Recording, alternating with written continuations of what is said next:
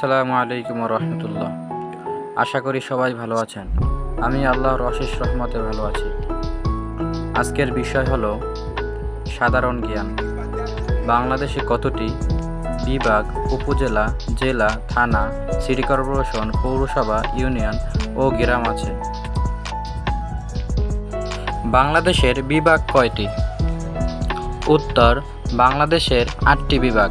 সর্বশেষ বিভাগ ময়মনসিংহ। বাংলাদেশে জেলা কয়টি?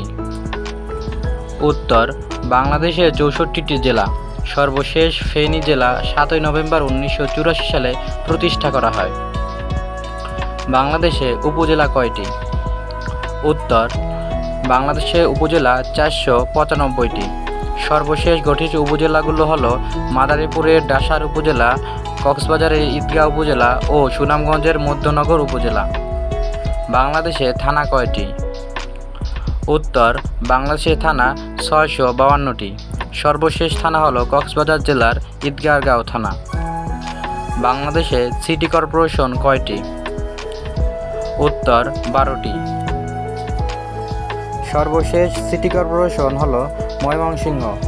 2 এপ্রিল 2018 সালে গঠন করা হয়। বাংলাদেশের পৌরসভা কয়টি?